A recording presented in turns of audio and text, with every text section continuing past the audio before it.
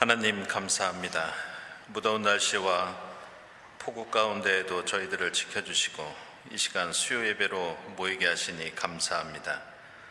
주님 이름을 부르며 찬송 부를 때 주님 홀로 영광 받아주시고 주의 이름을 부르며 기도드릴 때 주님 응답해 주시옵소서.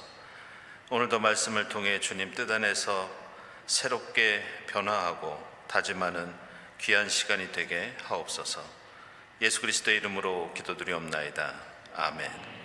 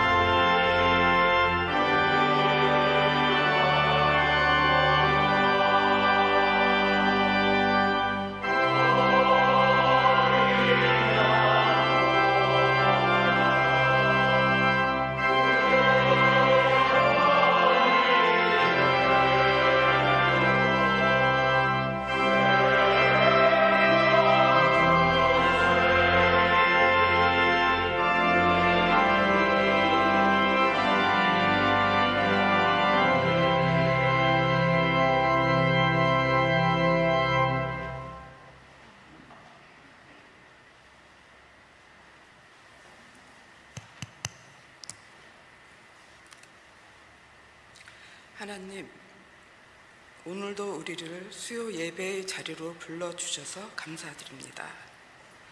주님, 우리가 분주한 일상 속에서 세상의 많은 일에는 마음을 쏟으며 살았지만 정작 하나님의 일에는 소홀했음을 이 시간 고백합니다. 세상은 빠르게 변할지라도 우리의 믿음은 흔들리지 않게 하시고 말로만 고백하는 신앙이 아니라 삶으로 복음을 드러내는 주님의 참된 자녀가 되게 하옵소서.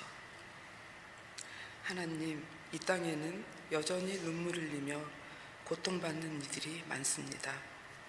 전쟁과 재난, 갈등과 불안 속에 있는 이들을 기억하여 주시고 병상에서 회복을 기다리는 이들과 삶의 무게에 지쳐 힘겨운 시간을 보내는 이들에게 주님의 위로와 새 힘을 더하여 주옵소서.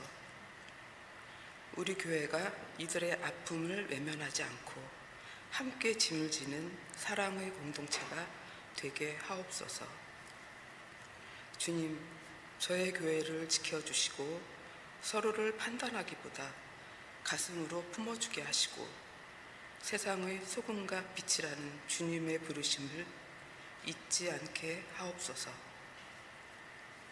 또한 하나님, 저희가 큰일을 이루려 하기보다 오늘 우리에게 맡겨주신 사명에 성실하게 하시고 작은 수고와 작은 섬김을 통해서도 주님의 선하신 뜻과 섭리가 이루어짐을 믿으며 살아가게 하옵소서.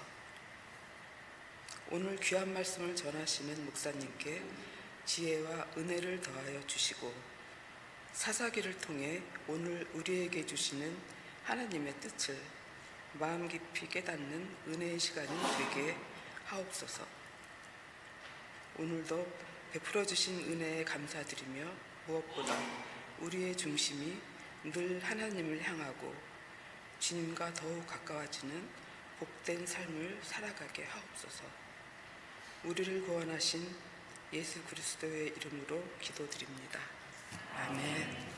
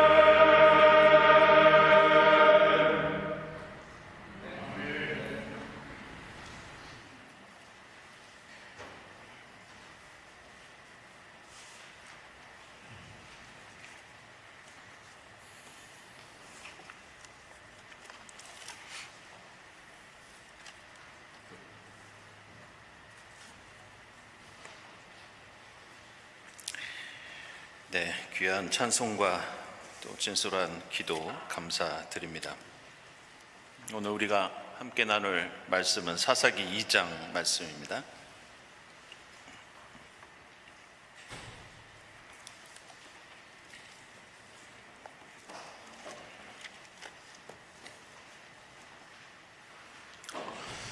사사기 2장 말씀 교독하겠습니다.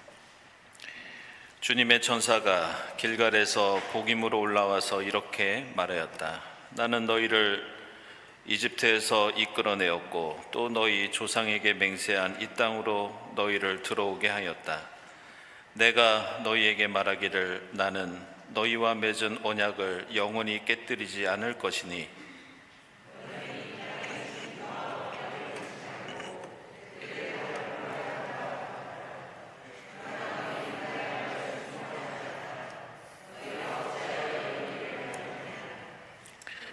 내가 다시 말하여 둔다. 나는 그들을 너희 앞에서 몰아내지 않겠다. 그들은 결국 너희를 찌르는 가시가 되고 그들의 신들은 너희에게 우상을 숭배할 수밖에 없도록 올가매는 올무가 될 것이다.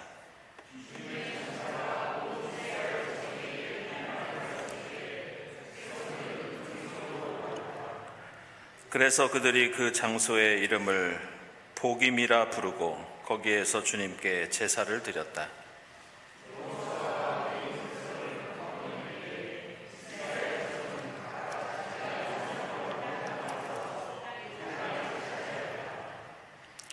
온 백성은 여호수아가 살아있는 동안 주님을 잘 섬겼다. 그들은 여호수아가 죽은 뒤에도 주님께서 이스라엘에게 베푸신 큰 일을 모두 눈으로 직접 본 장로들이 살아있는 동안에는 주님을 잘 섬겼다.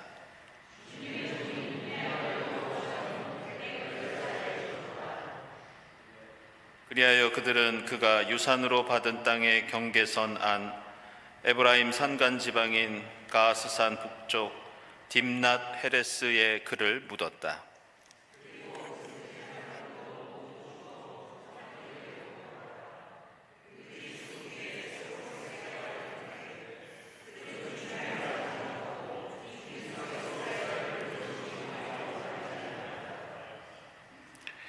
이스라엘 자손이 바알 신들을 섬기어 주님께서 보시기에 악한 행동을 일삼았으며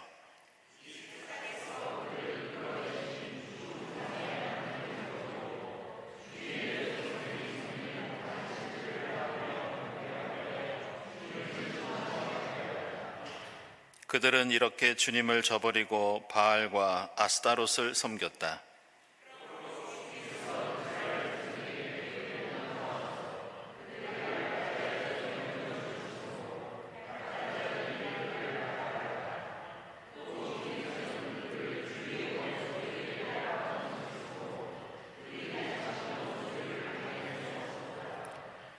그들이 싸우러 나갈 때마다 주님께서 그들에게 말씀하시고 맹세하신 대로 주님께서 손으로 그들을 쳐서 재앙을 내리셨으므로 그들은 무척 괴로웠다.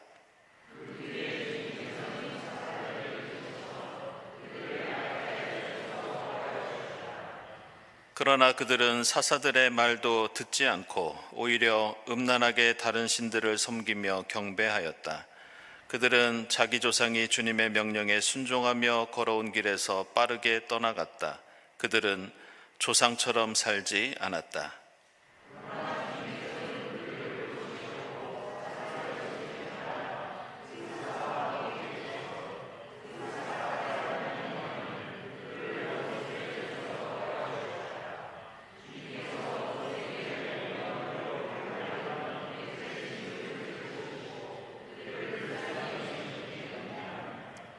그러나 사사가 죽으면 백성은 다시 돌아서서 그들의 조상보다 더 타락하여 다른 신들을 따르고 섬기며 그들에게 경배하였다.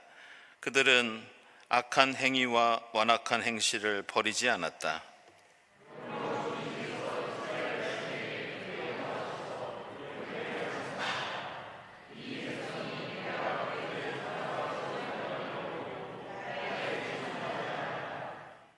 그러므로 나도 여호수아가 죽은 뒤에도 남아있는 민족들 가운데 어느 하나라도 더 이상 몰아내지 않겠다.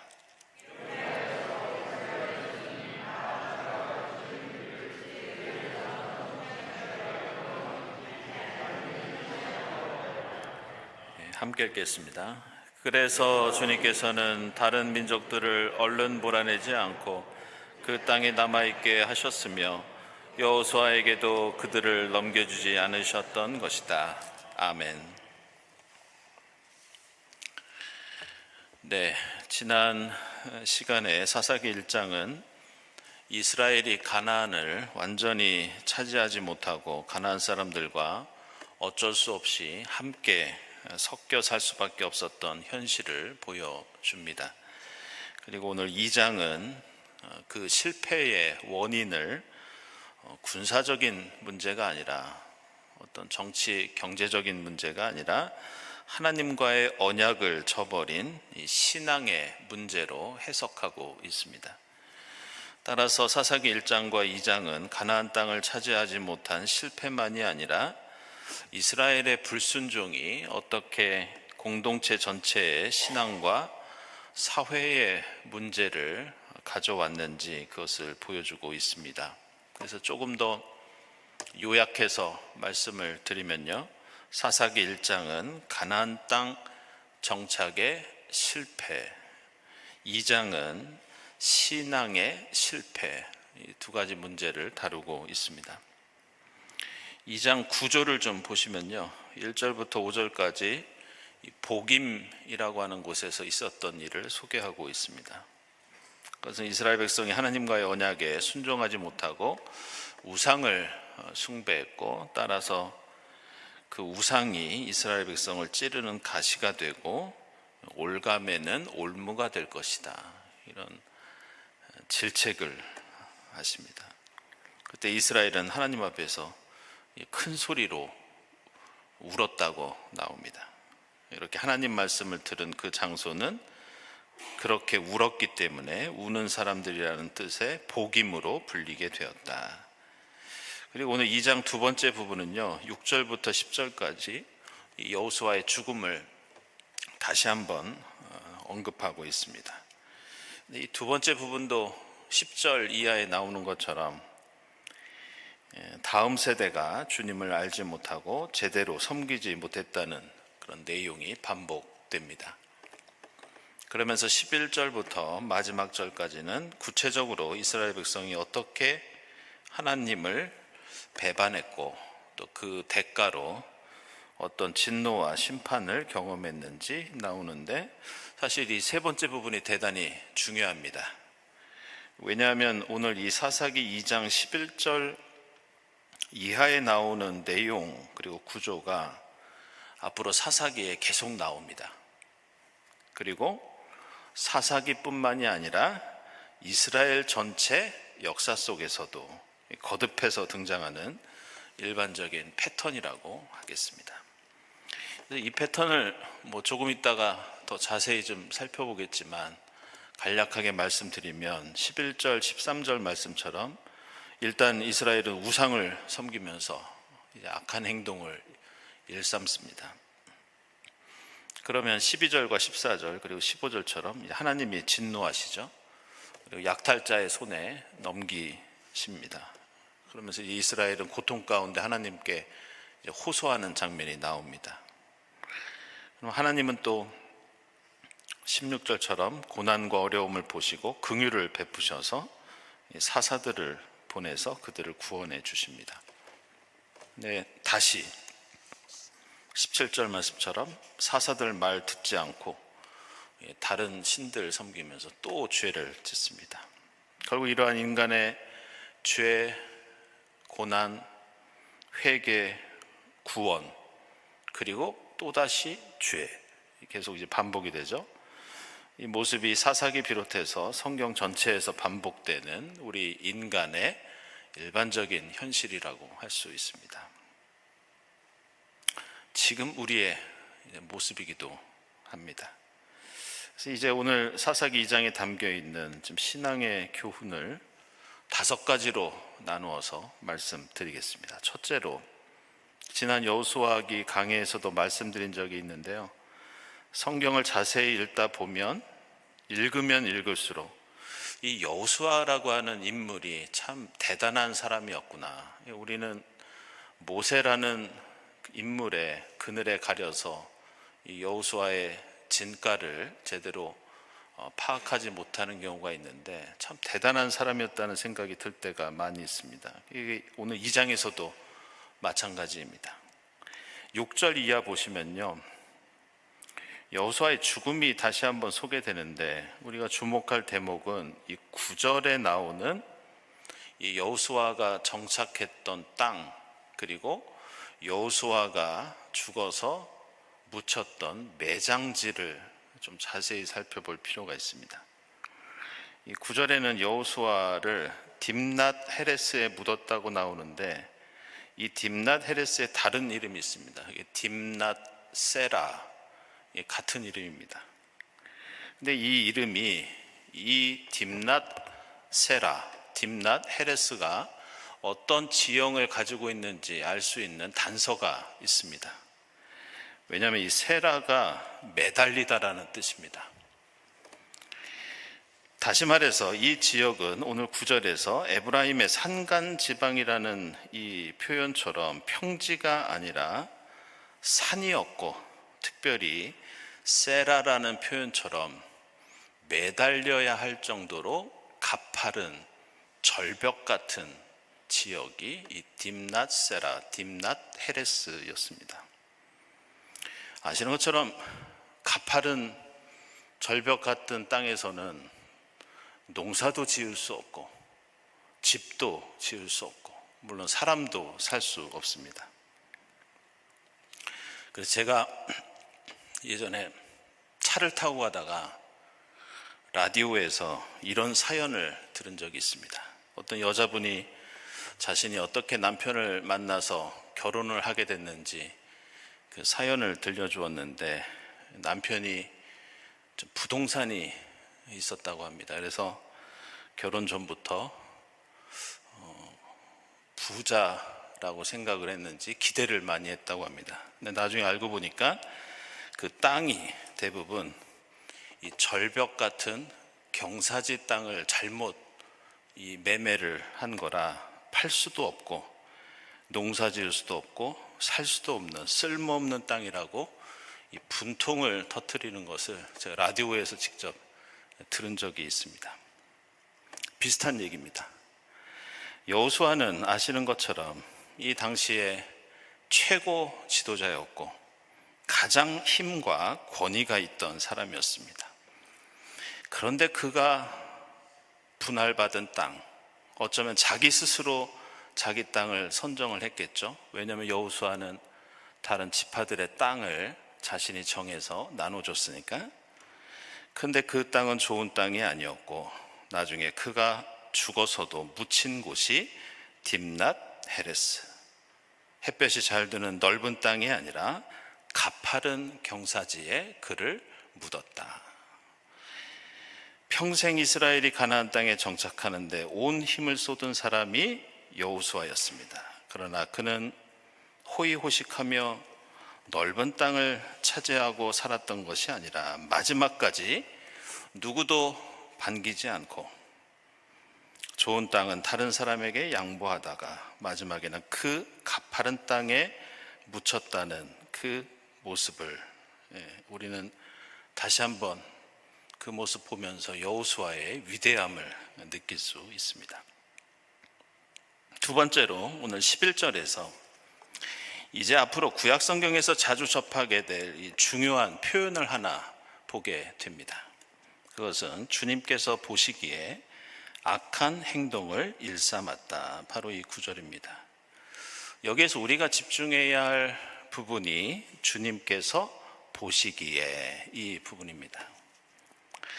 인간의 죄와 악을 판단하는 기준이 어디에 있는가? 바로 하나님의 눈, 하나님의 시선에 있다는 뜻입니다.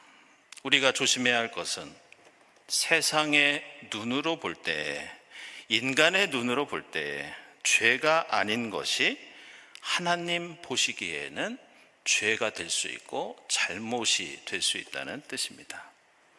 바로 이런 이유로 우리는 항상 기도하면서 하나님의 눈을 가져야 합니다. 항상 말씀을 통해서 하나님의 시선을 배워야 하고 하나님의 마음으로 나와 타자와 세상을 바라보는 훈련을 끊임없이 해야 합니다. 지난 시간에 말씀드렸듯이 사사기의 핵심 주제와 결론은 사사기 17장 6절과 21장 25절입니다. 17장 6절과 21장 25절에서는 이렇게 나옵니다. 사람들은 저마다 자기 뜻에 맞는 대로 하였다. 그런데 이 부분을 히브리어 문장으로 직역하면 사람마다 자기 눈에 올바르게 보이는 것을 멋대로 행하였다. 이런 뜻입니다. 내 눈이 바알과 아세라 그리고 세상 풍조에 오염된 줄도 모르고 세상을 내 눈으로만 보고 판단하며 사는 것, 이것이 얼마나 위험한 일인지 오늘 말씀은 가르쳐주고 있습니다. 따라서 오늘 주님 보시기에 악한 일을 했다. 이 말씀은 우리에게 주님의 눈을 가지고 주님 보시는 대로 살아라, 주님 보시기에 선하고 아름다운 일을 하여라, 이런 교훈을 주고 있습니다. 세 번째로 오늘 사사기 2장에서는 이 세대를 잊지 못하는 신앙의 위험성을 경고하고 있습니다. 7절을 보시면 이스라엘은 여호수아가 살아있는 동안 하나님을 참 잘 섬겼다, 이렇게 나옵니다. 계속해서 7절에서 여호수아가 죽은 뒤에도 하나님의 구원과 역사하심을 눈으로 직접 보았던 장로들이 살아있는 동안에는 역시 이스라엘이 하나님을 온전히 섬길 수 있었습니다. 그런데 문제는 10절부터 드러납니다. 앞선 세대가 모두 죽고 새로운 세대가 일어났는데 그들은 주님을 알지 못하고 주님의 돌보심과 구원을 체험한 사람이 없었습니다. 그렇다면 앞선 세대로부터 신앙의 교육을 철저히 받았어야 하는데 바로 여기서부터 이스라엘이 가나안의 우상을 섬기고 하나님 뜻에 불순종하면서 하나님과 이스라엘의 관계가 끊기기 시작하는 원인이 바로 거기에 있었습니다. 하나님을 믿는 신앙이 다음 세대로 이어지지 못했을 때, 하나님의 기적과 은혜와 구원을 다음 세대가 체험하지 못했을 때 이스라엘은 엄청난 위기에 처합니다. 사실 이것은 이미 모세 시대 때부터 예견된 일이었습니다.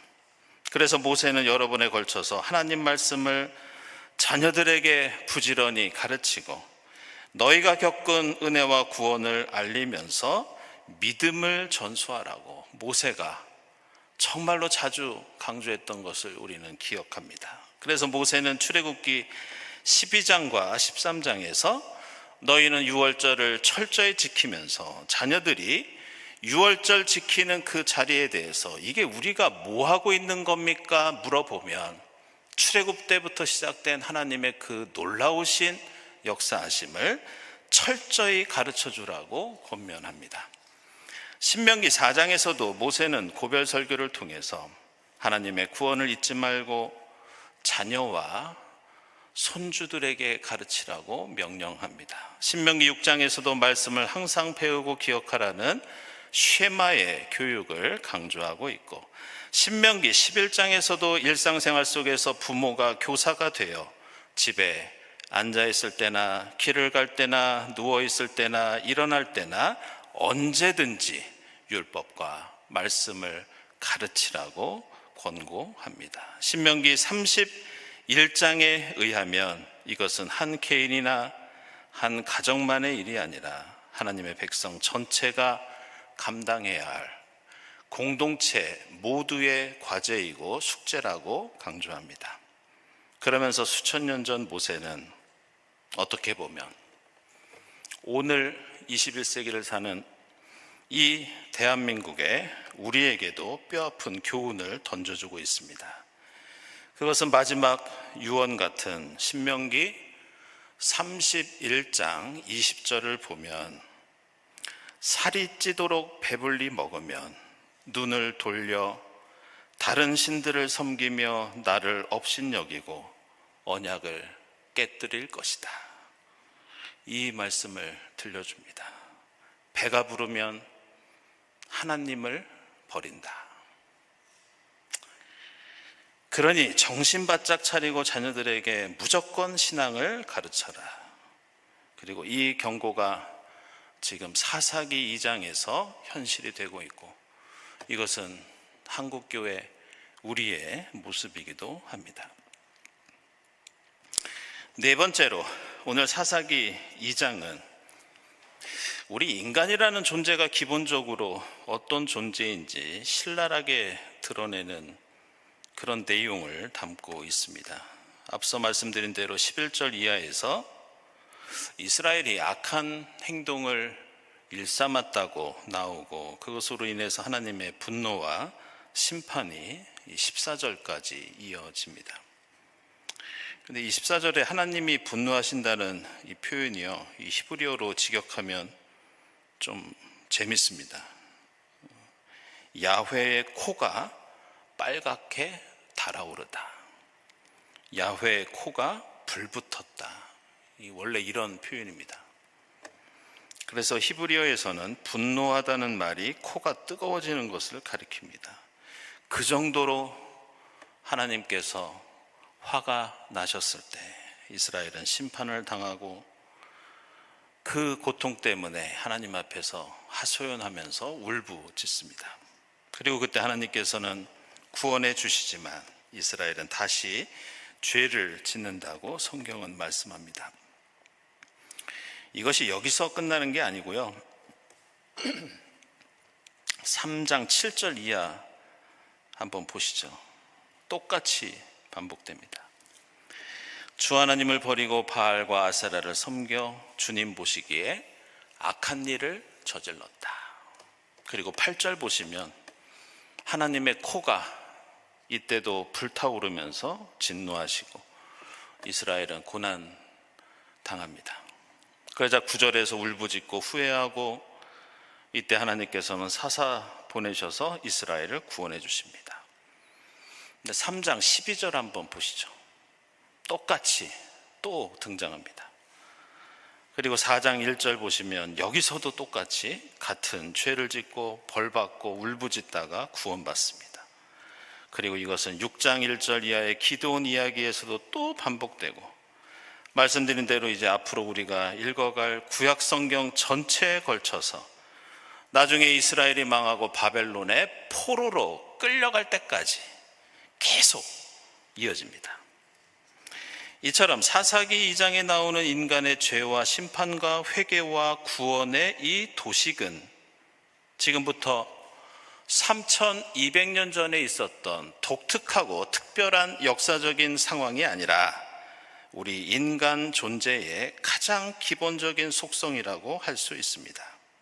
따라서 우리가 하나님을 믿고 이렇게 모여서 말씀 읽고 기도하고 찬송하면서 예배 드리는 것은 이런 의미를 갖고 있습니다. 일종의 만성 질환자가 약을 먹거나 혹은 팽이를 치는 것과 같다고 할 수 있습니다. 팽이는 스스로 돌아가지 않습니다. 팽이는 누군가 채로 쳐줘야 돌아가고, 한 번 쳤다고 영원히 돌지도 않습니다. 돌아가다가 설 것 같으면 한 대씩 쳐주는 것처럼 그것은 인간도 마찬가지입니다. 우리 인간은 스스로 의롭게 되는 존재가 결코 아닙니다. 무엇인가 스스로 죄를 해결하고 바르게 사는 동기와 자극과 도움이 필요한데, 그것이 바로 말씀 읽고 기도하고 예배드리면서 하나님께 매달릴 때에만 그저 그 죄에서 때때로 벗어날 수 있습니다. 마치 만성질환자가 매일 꼬박꼬박 약을 먹지 않으면 증상이 심해져서 몸이 망가지거나 생명을 잃는 것처럼 우리의 신앙생활도 마찬가지입니다. 따라서 우리는 시간이 남아 돌아서 할 일이 없어서 이 자리에 나와서 예배드리는 것이 아닙니다. 여가 생활을 즐기기 위해서 이 자리에 나오는 것도 아닙니다. 죄악 가운데 우리의 삶이 영원한 멸망이 아니라 하나님의 긍휼과 은총 안에 머물기 위해서 우리는 끊임없이 깨닫고 회개하고 노력해야 한다는 것을 오늘 사사기 2장은 우리에게 가르쳐주고 있습니다. 이제 마지막 5번째로, 이러한 이스라엘의 끊임없는 죄와 허물에도 불구하고 하나님께서는 늘 그러하셨듯이 우리에게 구원과 은혜를 베풀어 주시는데, 오늘 2장 18절 보시면 그들을 불쌍히 여기셨다 이렇게 말씀합니다. 여기서 이 불쌍히 여기셨다는 그 히브리어 단어가 나함이라고 합니다. 근데 이 말은 뜻을 돌이키다, 마음을 바꾸다 이런 단어입니다. 근데 우리는 불쌍히 여기거나 뜻을 돌이키거나 마음을 바꾼다는 것을 좀 심리적인 작용으로만 생각할 때가 있습니다. 근데 이 나함이라는 히브리어 단어에는 좀 주목할 만한 어떤 움직임, 행동이 들어있는데, 원래 이 단어가 무슨 뜻이냐면요, 숨을 크게 쉬다, 한숨을 쉬다 이런 단어입니다. 따라서 하나님께서 코가 빨개지도록 분노하시고 인간에게 심판을 내리시지만 하나님은 언제나 그 마음을 바꾸시고 우리를 불쌍히 여기십니다.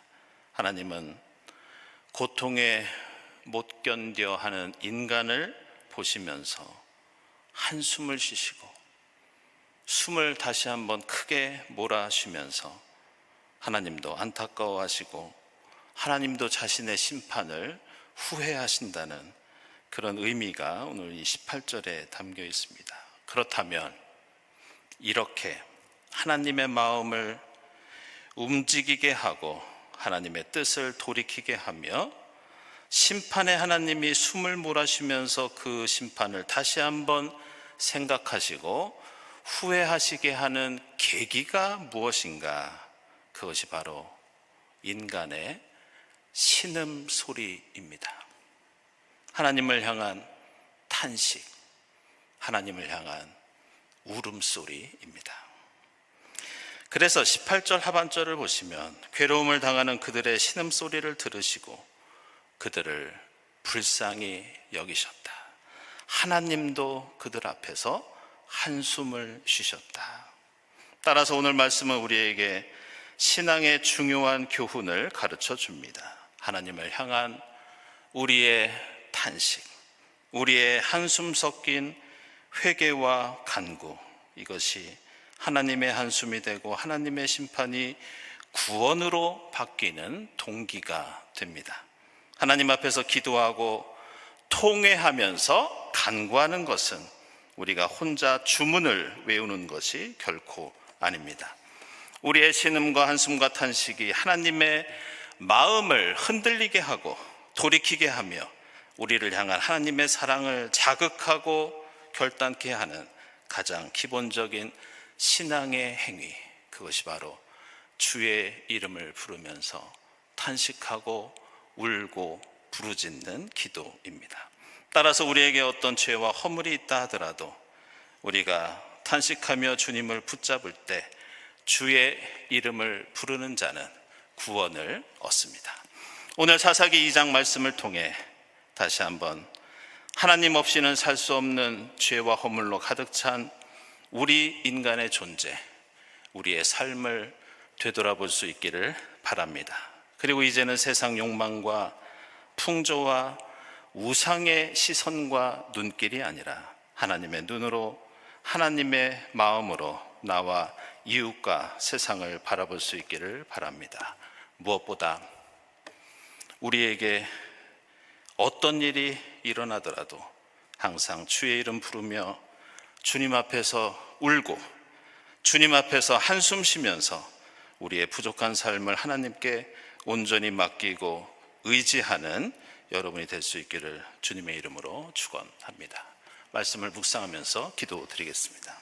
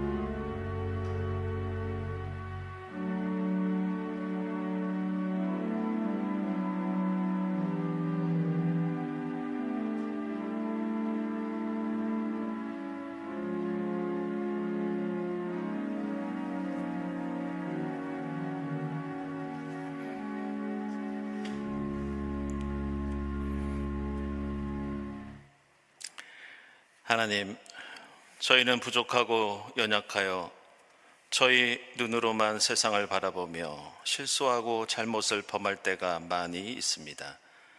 늘 말씀과 기도 가운데 주님의 눈으로 세상 바라보게 하시고 주님 마음으로 생각하고 실천하며 살아가게 하옵소서. 무엇보다 힘들고 어려운 일 있을 때마다 주님 앞에서 탄식하고 한숨 짓고 눈물을 흘리게 하시고 그때마다 주님의 긍휼과 은혜를 맛보게 하옵소서. 예수 그리스도의 이름으로 기도드리옵나이다. 아멘.